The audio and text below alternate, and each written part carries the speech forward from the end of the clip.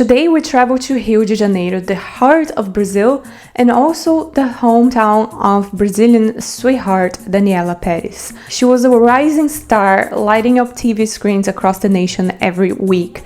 With a dream job and a loving husband, everything seemed perfect. But in 1992, jealousy and lust would end up changing everything, leading to really tragic events that no one could have anticipated.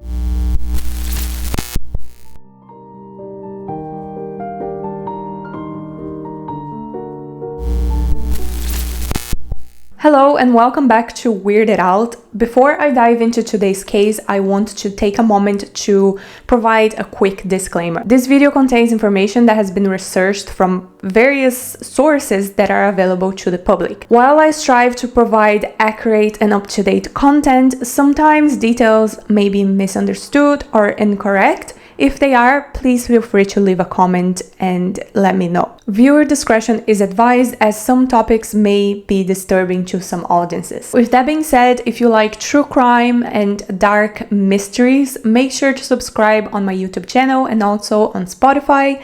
So let's get into today's case. In Brazil, we grow up watching telenovelas or soap operas, or as we say in Portuguese, novelas. It's almost a cultural thing to sit down with your family every evening on the couch waiting for a new episode to start. I'm Brazilian and I personally remember this as being very prominent in my childhood, of every single week watching a novela with my mom. And Daniella Perez was part of that world from even before she was born, because her mom was the one and only Gloria Perez, who's a very popular telenovela screenwriter. Gloria was married to an engineer named Luis Perez, and in 1970 they have their precious daughter Daniella, and a few years later they have their two sons Rafael and Rodrigo. The Perez family had a very happy life. Their childhood was amazing and they were just a really united family. They would spend holidays and vacations together, and music, dancing and laughter would always just fill in the room. And that was the perfect environment for someone like Daniella to grow up in. From the moment she was born, she showed a lot of interest in art, music, dancing, and the entertainment industry. Her brothers say that every single time they would hear music coming from a room, they knew that Daniella was there. She was just a really joyful girl that would just make everyone around her feel happy. So as a kid, she was already described to be a very creative and expressive girl, and by the time she was 5, she started experiencing with dancing. She loved it so much that when she was a teenager, she was already dancing professionally. And that's when Daniella started showing interest in acting. She went on to dedicate a lot of her time in the theater until she finally moves on to the big screen. In 1989, Daniella had her very first TV appearance in a novela called Cananga do Japão. She had the opportunity to play a tango dancer. This was a big moment for her. It was the first time that she was showing her incredible dancing skills on TV, but not only did this job bring her a lot of opportunities for her career, it also brought her love. In the episode she was in, the main character was played by an actor called Raul Gazzola. So for the entire scene, he's supposed to be participating in this dance competition, and the presenter tells him who he must dance with, and that girl is Daniella. And the first thing that Raul thought when he saw her was, oh my god, this is the one. It was literally love at first sight. From that moment on, they just became really close. They would go to Daniella's mom's house to practice their dance moves together, and one day while practicing, their eyes meet and it just felt right. So Raul decided to make the first move. So he kisses her, a kiss that now he describes as a movie kiss. They were clearly right for each other, they had a lot of chemistry, so they quickly start dating. And during their relationship, Raul kept asking Daniella to move in with him, but she said that no, she's not gonna move in with him until they're married. So one day he decides to surprise her. He wakes her up and tells her to put on a dress because he booked the time at the registry office for them to get married. And she agrees, so that's exactly what they do, and they get married. And instantly Daniella's life becomes a fairy tale. She has the love of her life, a nice career that is going really well. She managed to book a role for the novela Barriga de Aluguel. Of course, it was easier for Daniella to get this role because her mom was the screenwriter for it. But Daniella showed her talent every second of screen time she got. She worked really hard to show that she was an amazing actress all by herself. And her hard work certainly paid off. Because of the novela Barriga de Aluguel, she caught the attention of a director called Denis Carvalho, and he invited her for a role in his novela O Dono do Mundo. And this was an amazing opportunity for her because she was supposed to play the main character's sister, so this would give her a lot more screen time than she had previously. And as you can imagine, after this, her career skyrocketed. She started landing a lot of different roles. And in 1992, she would be on the peak of her career. That was the year that she started working for her mom's novela called De Corpo e Alma. And that was the same year that her life would tragically come to an end. So Daniella was casted to play the role of Yasmin, who was the sister of the main character Paloma. The plot revolved around Paloma's love life and the love and drama between her family. On the second episode, Daniella's character Yasmin tries to flag a bus down the road after her sister Paloma's wedding plans fell apart, and the bus driver was the character Bira, who would end up having this very passionate but also messy relationship with Yasmin. And Bira was being played by an actor named Guilherme de Pádua. Guilherme, who was originally from the state of Minas Gerais, started his career in the theater in 1987. He eventually moved to Rio with the idea that he would be able to get more jobs there, and after only a few small jobs, he managed to land the role as Bira. And at this time, Daniella was getting a lot of attention. She even managed to get the nickname of Brazilian sweetheart. Everyone loved her. So when Guilherme got the chance to act next to her, his career automatically boomed. He started showing up on magazine covers and being invited to a lot of different events. But even though everything seemed to be going really well, it was about to take a really dark turn. So on 28th of December of 1992, it was just a regular day. There was absolutely no sign that anything bad would happen. It was just a normal Monday. And Gloria, Daniella's mom, was working really hard that day because she wanted to finish all the chapters that she was due to write before the holidays, so she could spend time with her family. Meanwhile, Raul and Daniella were together at home. They woke up and decided to have a nice little breakfast just like they do every single day, and then they both went to work to film their respective projects that they were working on, so they leave the house together but go their separate ways. Now during Daniella's lunch break, she decides to visit her mom, but Gloria was so focused in her work that she couldn't stop to have lunch with her daughter. But what she didn't know was that that would be the last time that she would see her alive. Before leaving, Daniella told her mom that she was planning on buying a car that day, and Gloria gave her $6,000 to help her with the purchase. So after getting the money and saying goodbye to her mom, she left. Later that evening, when Raul comes back home, he notices that Daniella wasn't there, which was very unusual. She wasn't really known to come home late. So his first initial thought is that maybe she had some sort of car trouble. So he took his motorcycle to look for her. He checked all the routes that she would normally take, and he even went to the studio where she works, but he found no sign of her. And of course, he started getting really concerned. So he called Marcela, who was Daniella's producer at the time, and she told Raul that Daniella called her around 15-20 minutes earlier, saying that she was on her way home,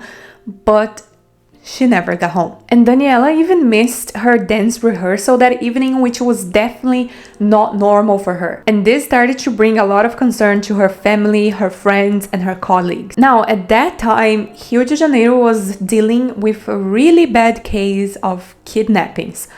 So everyone's first thought was that, for sure, Daniella had been abducted. But Gloria tried to stay really logical, and she thought that maybe Daniella had to shoot an extra scene for the telenovela, and that's why she was late. But when she called the director to check, he told her that there was no extra scene and that Daniella left with another actress called Marilu, and her on-screen partner, Guilherme. So Raul calls Marilu, but she doesn't pick up the phone. And that was kind of normal for her, so he decides to just drive to her house and see if she's there.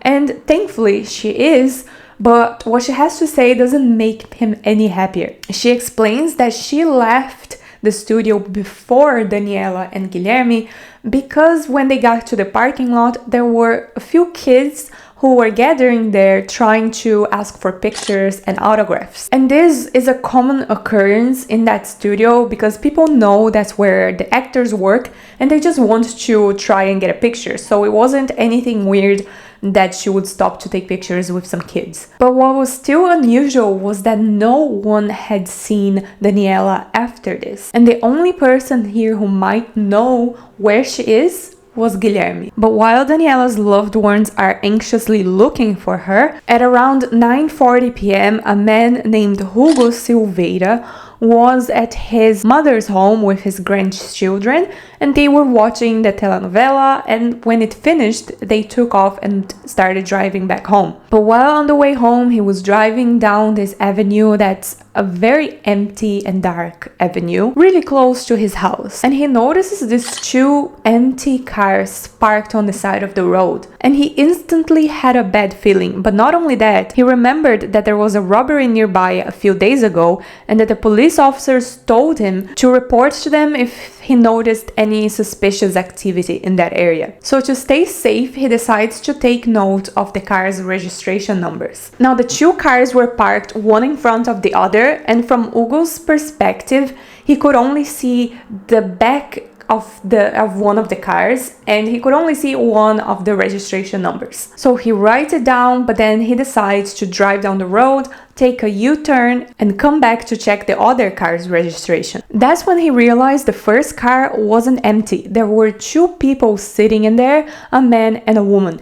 He wasn't able to really see the man, but he could see the woman really well. He assumed that it was just a couple on a date and that they drove separate cars but met there for some reason, who knows. So he felt a little bit relieved and just decided to drive home. But before going home, he does something that would end up being crucial to this case. He stopped at an apartment building nearby and mentioned the two cars for the security guard. Now the security guard guy, he felt that this was really suspicious, that those two cars, they weren't normal, because this avenue, it's not just a normal nice little avenue. It was very dark and empty, and where the cars were parked, it was this place of just bushes and darkness.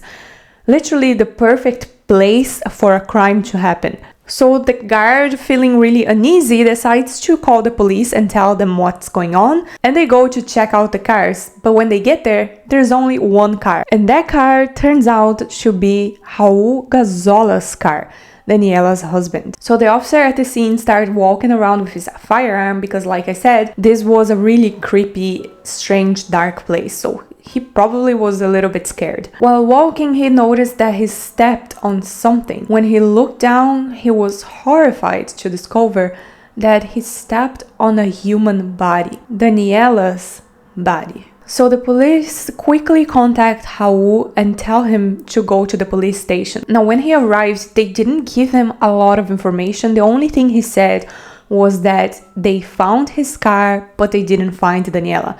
They didn't mention that they found her dead body. And of course, Raul immediately feared that she had been kidnapped. So he's freaking out and he calls Gloria to tell her what's happening. And she instantly remembers about the fans that were waiting for them to take pictures outside. And she thinks, oh my God, it must have been a crazy fan who took Daniella. So she does the only thing that she can do right now. She calls Guilherme, but he quickly tells her that Daniella left before him alone and that he didn't know what happened. But the way he spoke, he didn't show any emotion or any kind of worry for Daniella, so Gloria thought that his lack of concern was a little bit suspicious. So after a few hours at the police station, they slowly start to review more information.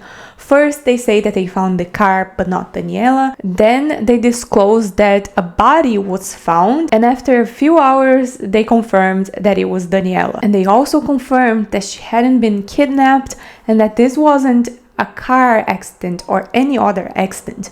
This was murder. Now, I don't understand the reason why the police took so long to tell them. Maybe it's because I guess they needed to confirm if it was actually her. That makes sense. But they still needed Raul and someone else from her family to go to the crime scene, look at her dead body, and confirm that it was really her. So Daniella's uncle, her brother, and Raul, all three of them go to the crime scene first.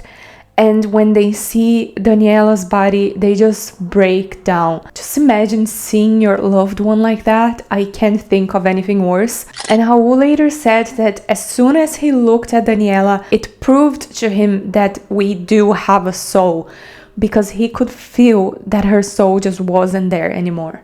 And at this point, all everyone wanted to know was what happened, who did this, and why. Now, as the police began their investigation, some of Daniella's colleagues were aware that she had collected those $6,000 from her mom, and she was walking around with that money in cash in her purse.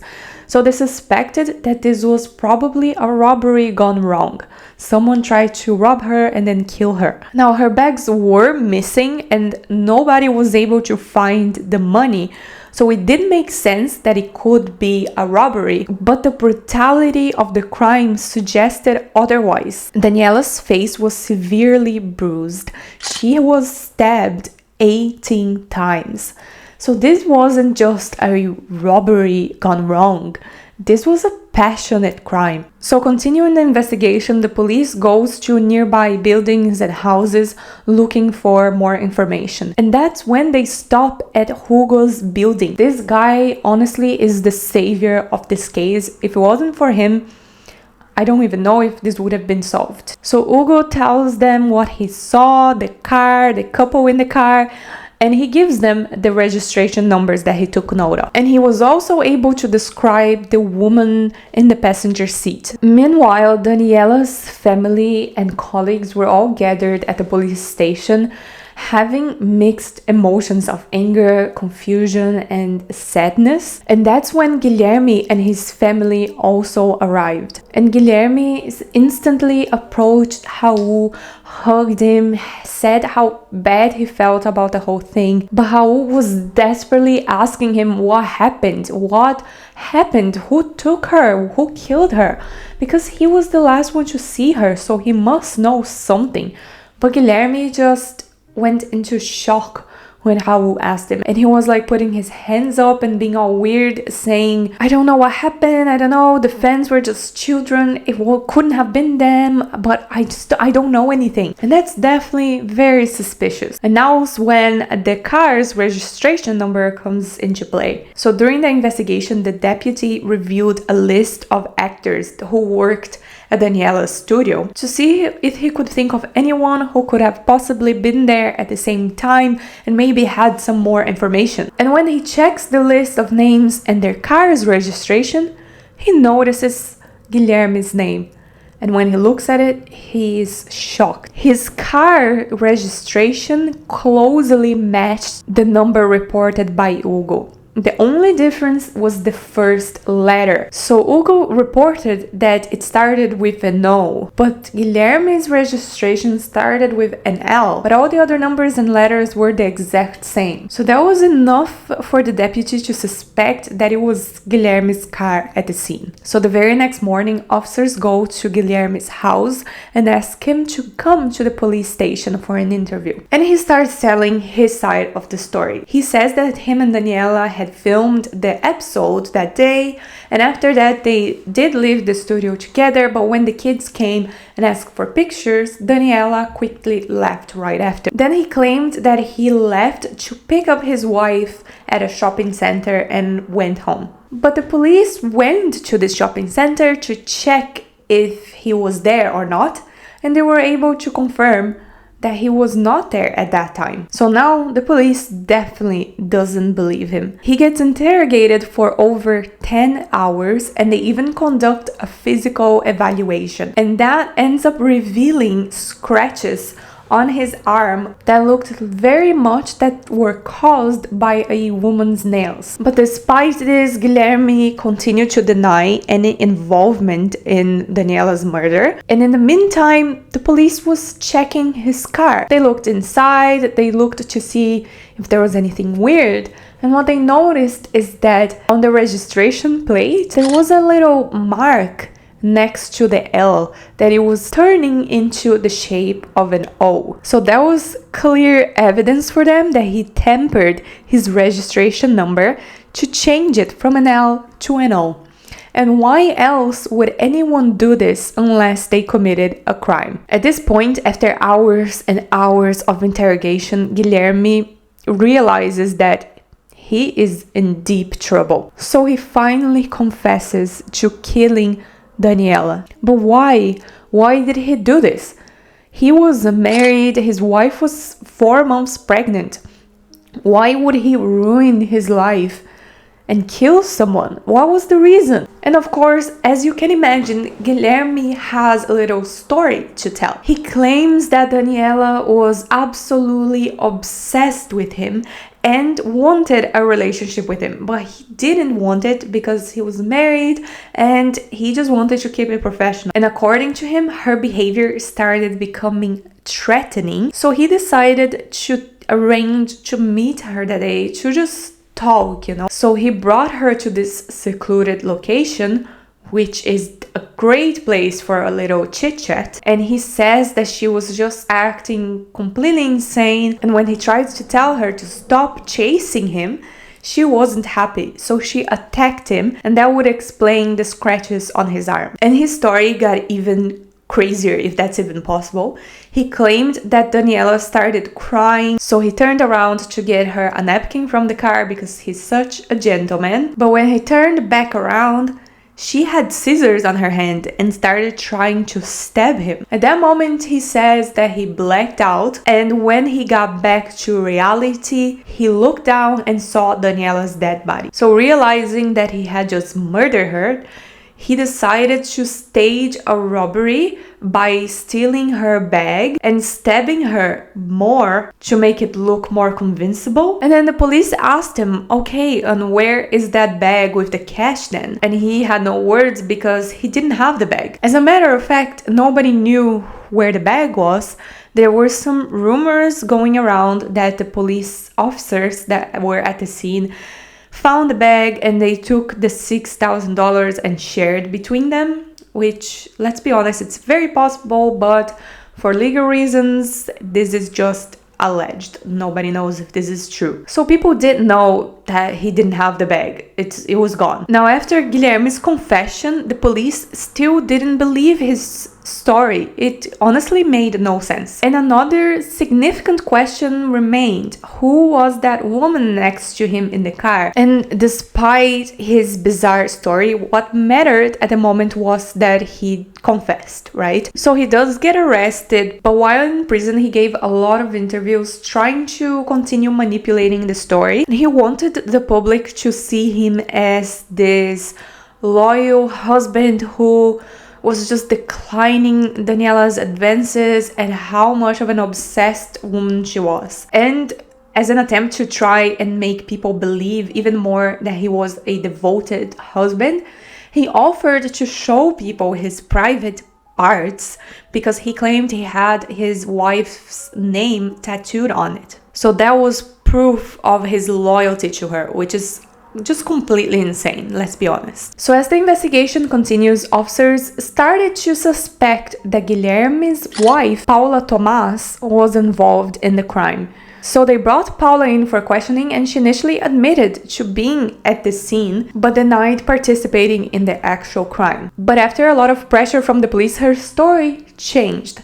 She ended up confessing to murdering Daniella. So she basically says that she was in the car with Guilherme while he talked to Daniella, but when she heard Daniella begging for him to be with her, she got really emotional, got out of the car and started fighting with Daniella. That's when Guilherme grabbed Daniella by the neck and Paula stabbed her. And to be honest, I don't even know why she's confessing to this, because where are her lawyers? Like, are you okay? But anyways, despite Paula's confession, the police chief at the time, Mauro Magalhães, let her go. He just let her go home because she was complaining that she was feeling sick because of her pregnancy. So he was like, okay, just leave. That's fine. You can come back tomorrow. But do you think she came back the next day? Obviously, she didn't. And this guy, this police chief, Mauro, he is known to do a lot of really shady stuff, very bad stuff. So yeah, it's like, I don't know why he let her go, if there was a reason behind it. But he also said that he just didn't want to continue looking into her anymore. That she just didn't have to do with the murder and he wasn't gonna try to investigate any further. But thankfully, the next day, it was already all over the news that Paula was somehow involved. So he had no choice but to bring her back into custody. But now she was gone, right? They let her go. So she's basically a fugitive. And at the same time, Guilherme was released from prison because there were issues with the documents that investigators filled in after he confessed. So because of those legal issues, they had to release him until trial. But of course, as you already guessed, when they tried to bring him back, he was nowhere to be seen. So an intense search starts for both Paula and Guilherme. But after just one day of being gone, Guilherme shows up again because honestly, I think it must have been a lot of pressure because everybody knows this guy. He's on TV. Like, if you see him on the street, you'll be able to know who he is. So there's absolutely no way he was gonna be able to escape from this. So he's brought back into custody. And Paula, well, she was found at a hospital. She was staying there because she said that the emotional impact of all of this was endangering her pregnancy. So the police just doesn't care about that and they take her back into custody. And when she comes back, she starts saying that she never confessed. She starts claiming that she's not guilty and she never confessed.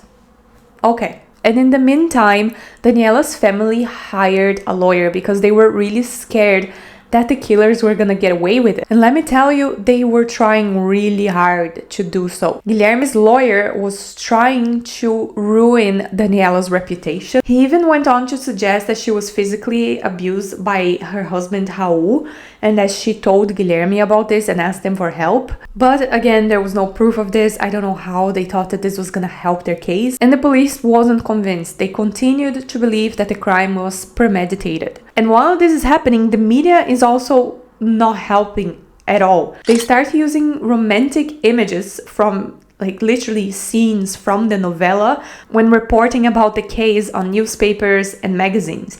And they start really messing up with the public's head because they start seeing both of them as a couple.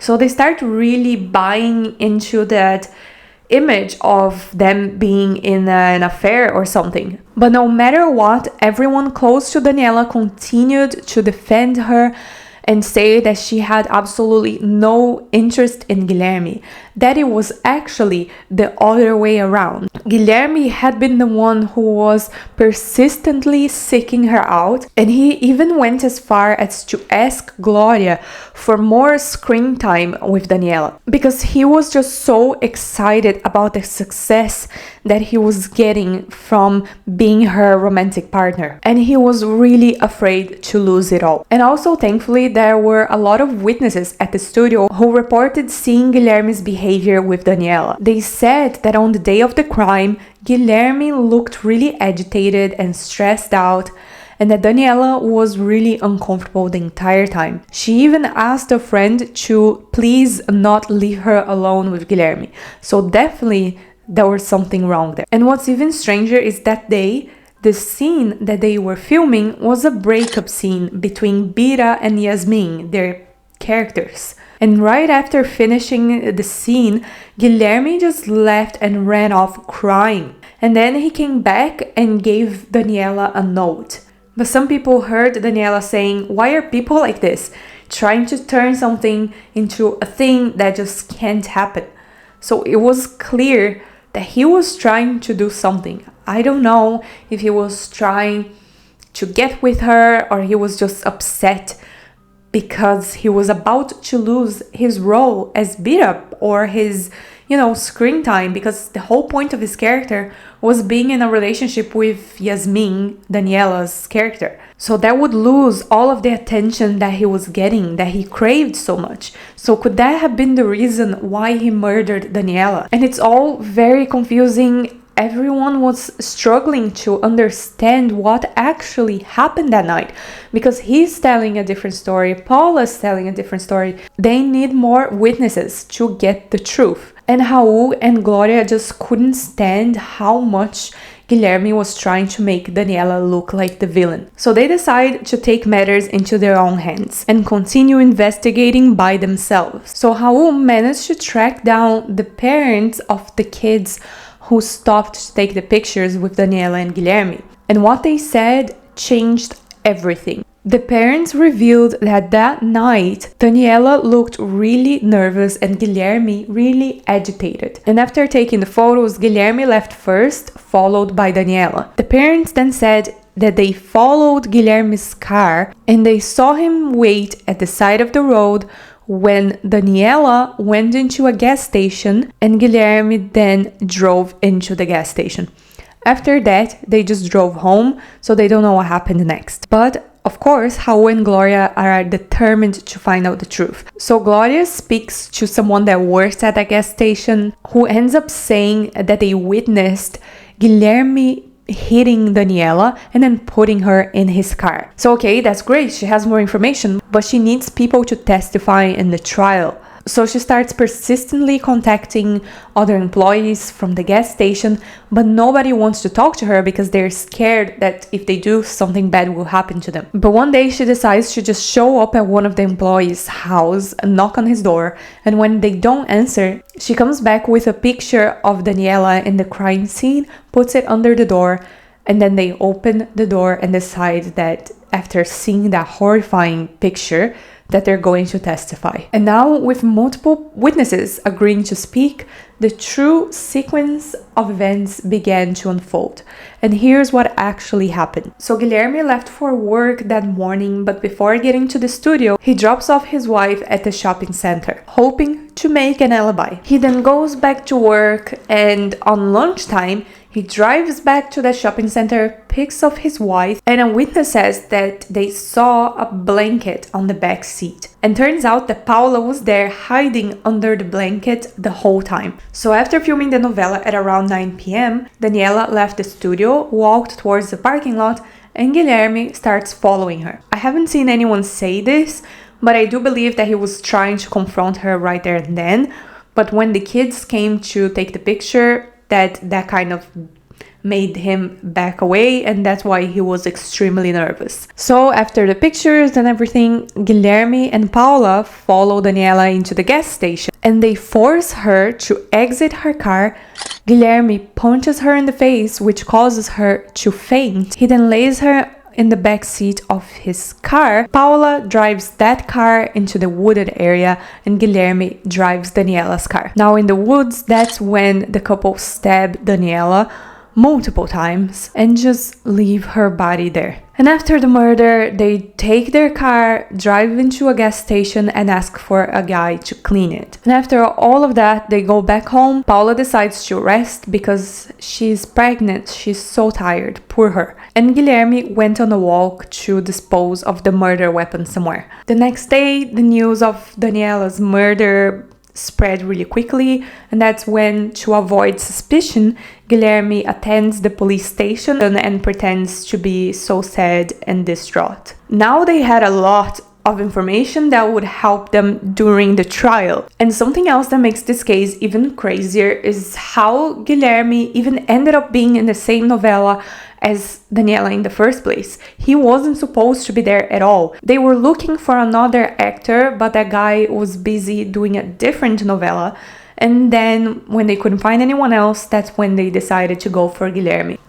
And now the killers had nowhere to run. They were done. So Paula and Guilherme were being accused of qualified homicide, which refers to a type of homicide that is considered more severe due to specific aggravating factors or circumstances that elevate its gravity beyond that of a simple homicide.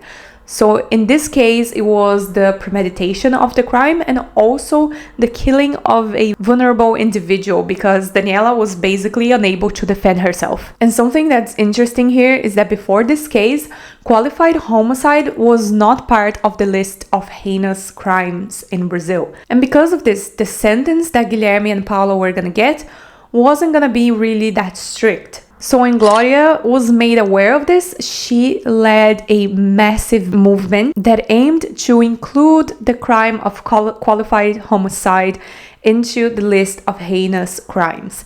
And in 1994, she managed to collect 1.3 million signatures in favor of a bill to that effect. And she was successful. The law was changed. But unfortunately, it was already too late for it to interfere with the trial and the sentences given to Guilherme and Paula. And also another funny thing is that during the trial, Guilherme and Paula, of course, start turning against each other, blaming one or the other. So on January 15th of 1997, Guilherme was sentenced to 19 years in prison, of which he had already served 4, and he tried to appeal his sentence, but he was unsuccessful. Now, Paula's trial took place on May 16th of 1997, and she was sentenced to 18 years and 6 months in prison. And her sentence was lower than Guilherme's because she was under 21 years old at the time of the crime. She also appealed and was able to reduce her sentence to 15 years. And if you think those sentences are already quite low considering the crimes, are you ready to get more pissed off? Well, the couple ended up serving only 7 years of their sentence, leaving prison in 1999. So yeah, they were free and living their best life. And now what we still don't understand fully is the motivation. People who knew Guilherme prior to this say that he was always a really strange guy, that he would tell everyone that he would be capable of doing whatever it takes to get the career that he wanted. So was this really all because of him losing a few scenes or some screen time at a novela? And Paula was reported to be extremely jealous and possessive with Guilherme.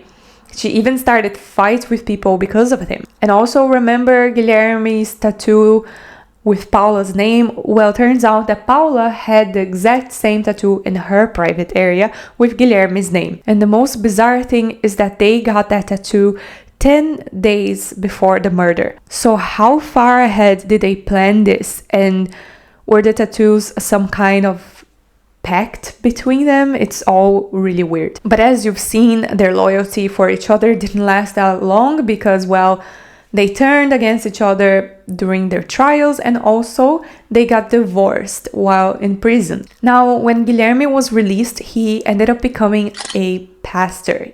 Yeah. Because that's going to change the fact that you killed someone in cold blood.